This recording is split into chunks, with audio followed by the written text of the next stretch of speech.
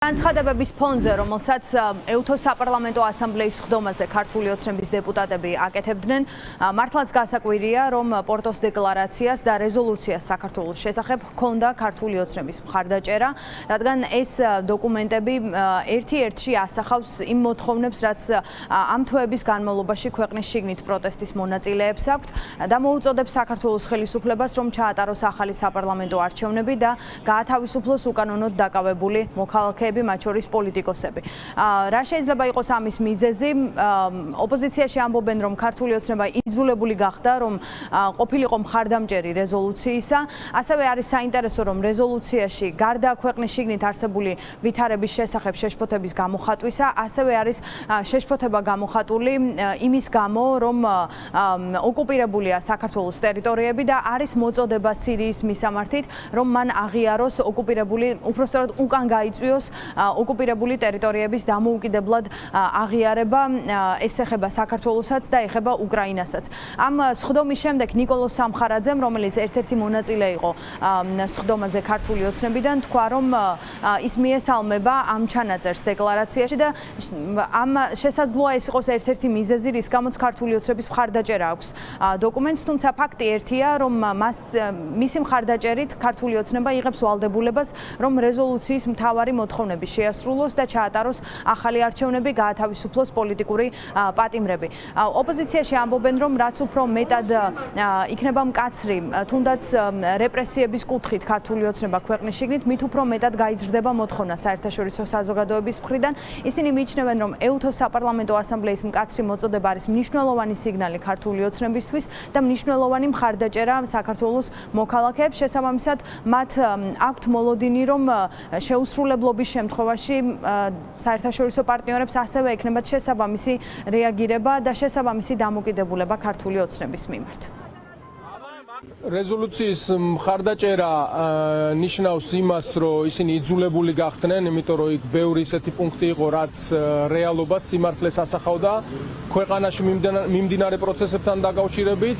ასევე ისინი იძულებული გახდნენ იქიდან გამომდინარე, რომ როგორც ჩანს, ჩვენი დასავლელი პარტნიორები უფრო მეტად იცავენ საქართველოს ეროვნულ ინტერესებს, იგივე ოკუპირებულ ტერიტორიებთან მიმართებაში, ვიდრე ოდესმე ბოლო 13 წლის განმავლობაში ამ თვითმარქვია ხელისუფლებას დაუცავს.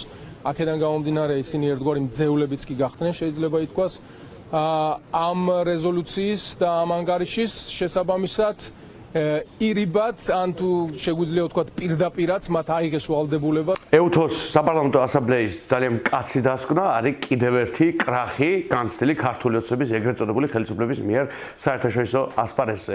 ეს არის დასკვნა, რომელიც სულიად მკაფიოდ შავით თეთრზე მოუწოდებს რუსულ რეჟიმს ახალი საპარლამენტო არჩევნების დანიშვნისკენ, რომელიც უნდა ჩატარდეს თავისუფალ პირობებში და რომელიც ამბობს, რომ 2024 წლის 26 ოქტომბრის პროცესი და შედეგები არ იყო და ვერ იქნება აღქმული როგორც დემოკრატიული პროცესი. მთელ მსოფლიოში გარდა იმისა, რომ ზოგადად საქართველოს მხარს უჭერენ, ჩამოყალიბდა უკვე ყალიბდება გამოსავლის ის კონკრეტული გზა, რომელსაც ჩვენ ვითხოვთ, ეს არის ახალი არჩევნები, ახალი წესები და პოლიტპატრონების გამოშვება. ეს კიდევ ეუთოსგან ამის მიღება ნიშნავს, რომ ეს კიდევ უფრო გაფართოვდება და პრაქტიკულად ის ხალხი, ვინც რუსთაველზე იბრძვის, მათ უკან ზურგს გაუმაგრებს მთელი ჩვენი პარტნიორების დიდი რიგი. შეუძლებელია ერთმანეთთან თავსებადი იყოს დემოკრატიული ღირებულებები, დასავლური ფასეულობები, მათ შორის ჩვენი ეროვნული ფასეულობები იმ კურსთან, რა კურსაც დღეს ოცნების რეჟიმი ატარებს. ამიტომ ეს ბუნებრივად შეუთავსებელი პროცესია და მე აბსოლუტურად დარწმუნებული ვარ, რომ ამას მოყვება შესაბამისი ადეკვატური რეაგირება.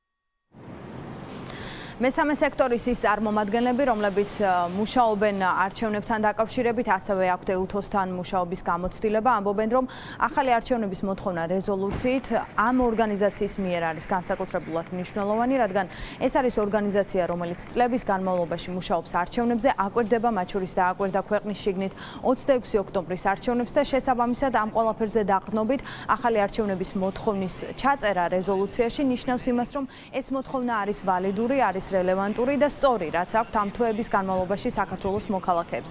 გარდა ამისა, EUTHO-ს საპარლამენტო ასამბლეა აერთიანებს ევროპულ სახელმწიფოებს და მიუხედავად სხვადასხვა საკითხზე განსხვავებული პოზიციებისა, ამ პოზიციაზე შეთანხმება ნიშნავს იმას, რომ ახალი არჩევნების მოთხოვნის ირგვლივ ერთიანდებიან დასავლური სახელმწიფოები და შესაბამისად ამას დაეყრდნობა შემდგომაც განცხადებები თუ მოთხოვნები, რომელიც შესაძლოა ცალკეულ სახელმწიფოებს ჰქონდეთ ქართული ოცნების მიმართ.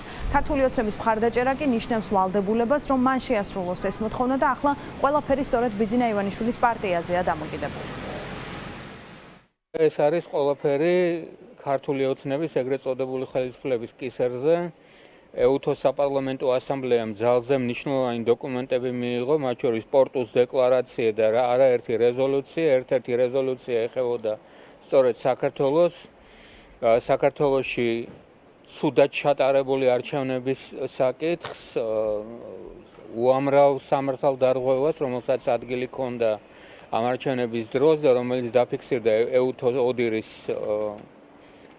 შეფასებით და სხვა სადამკვირვებლო მისიების შეფასებითაც და მოუწოდა EUTHO-ს საპარლამენტო ასამბლეამ საქართველოს ეგრეთ წოდებულ ხელისუფლებას, რომ დაუბრუნდეს თავის დემოკრატიული განვითარების გზას, დააბრუნოს საქართველოს დემოკრატიული განვითარების გზაზე. ეს არის საერთაშორისო ფორუმი, აქ არის პრაქტიკულად ყველა მნიშვნელოვანი ჩვენი პარტნიორი დასავლური ქვეყნის და არა მხოლოდ წარმომადგენლები და ამ სახის საპარლამენტო ასამბლეაზე მსგავსი ტიპის რეზოლუციის მიღება მიანიშნებს იმას, რომ საქართველოსთან დაკავშირებით არსებული წუხილები არის საკმაოდ ფართოდ მთელი ამ რეგიონის მასშტაბში. EUTHO თავის მხრივ და EUTHO ოდირი კი კონკრეტულად არის სწორედ ადამიანის უფლებებისა და დემოკრატიის კუთხით, მათ შორის არჩევნების კუთხით, ერთ-ერთი ყველაზე, კი არა და სავარაუდოდ მსოფლიოში ყველაზე მაღალი სტანდარტის და ყველაზე შესაბამისი ექსპერტიზის მქონე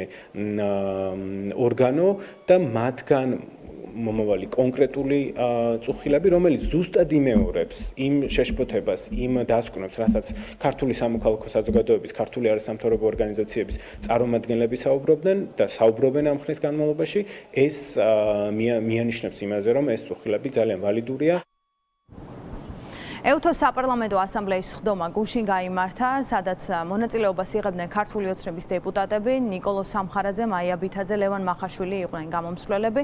ოცნების წარმომადგენლებს ერთმანეთზე მეტად კრიტიკული გამოსვლები ჰქონდათ EUTHO-ს მისამართით. ისინი აკრიტიკებდნენ EUTHO-ს, ამბობდნენ, რომ მას აქვს კრიზისი, რომ ის უსამართლოა დამოკიდებულება, რაც აქვს EUTHO-ს საქართველოში მიმდინარე მოვლენების მიმართ, კრიტიკას მიიჩნევდნენ და წარმოაჩენდნენ როგორც ქვეყნის შიგნით პროცესებში უხეშ ჩარევად და ამბობდნენ, რომ აბსურდულია რეზოლუცია, რომელსაც განიხილავდა გუშინ ასამბლეა, რადგან მათ ბუნებრივია არ აქვთ თანხმობა იმ მოთხოვნებთან დაკავშირებით, რაც აქვს EUTHO-ს, რაც ეხება არჩევნებს და პოლიტპატიმრების გათავისუფლებას. თუმცა საბოლოოდ ამ დოკუმენტს აქვს ქართული ოცნების მხარდაჭერა, რაც ნიშნავს იმას, რომ პირდაპირ თუ ირიბად ქართულმა ოცნებამ გაიზიარა მაინც ეს წუხილები და ახლა სწორედ ქართულმა ოცნებამ უნდა თქვას, რამდენად არის მზად ამ მოთხოვნების შესასრულებლად.